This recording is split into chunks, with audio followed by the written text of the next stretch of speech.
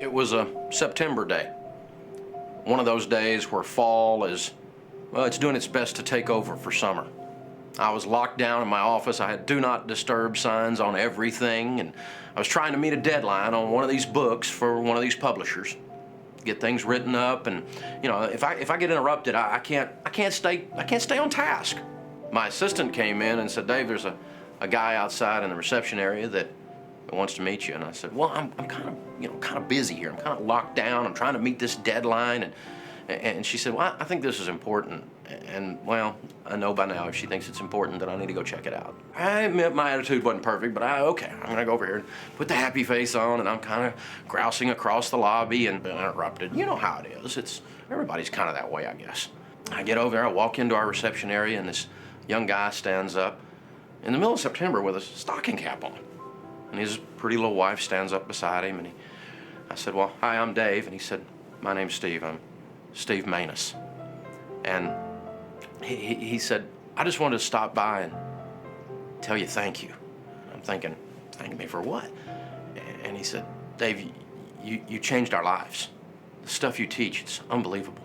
And I said, "Well, thanks. That's really nice."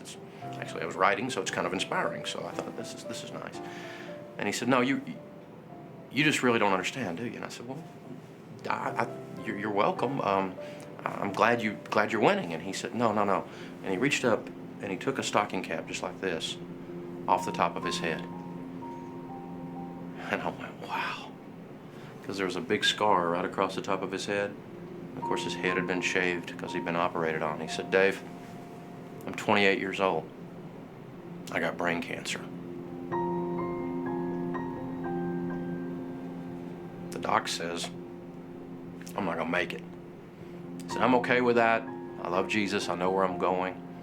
And this is my 23-year-old wife, Sandy. Because of what you teach, Sandy's gonna be okay." And he said, "Dave, before all this happened, we were out of debt. We had an emergency fund." And I'm thinking, that's important, but what's that matter in light of this? And he said, no. I got $400,000 in term life insurance on me before this happened. Sandy's gonna be okay. And we got an HSA, we got a good health savings program, and so 100% of my medical bills have been paid, and everything's gonna be okay financially." He said, "You don't know how much easier it makes it to fight cancer when you're doing it from that kind of a setting. Thank you." Well, Steve Maness and I became friends right then. And we walked with him and Sandy as they fought the cancer. And you know how fighting cancer is. It comes back, and then you think you're gonna beat it, and then it comes back again. And I wrote about them because of the importance of insurance in one of my books. And a wealthy friend of mine read the story and anonymously gave them the gift of a 7-day cruise in the Caribbean. How cool is that? That's the way you're supposed to do stuff, Well, November 17th, Steve came by the office with his dad and sat in on our devotionals. He just became a friend to everybody on our team. We prayed with him, and he was an inspiration.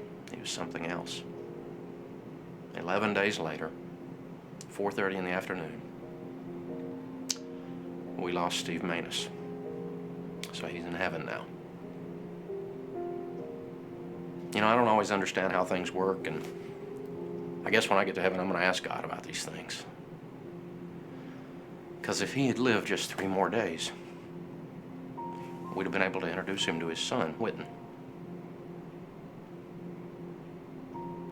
Sandy and Whitten, it's a sad story, but they're doing really well. Whitten's a little pistol, kind of like his dad. You see, the things that we talk about around here, it's about life. Don't confuse financial planning with doing the right thing for your family. It's about life.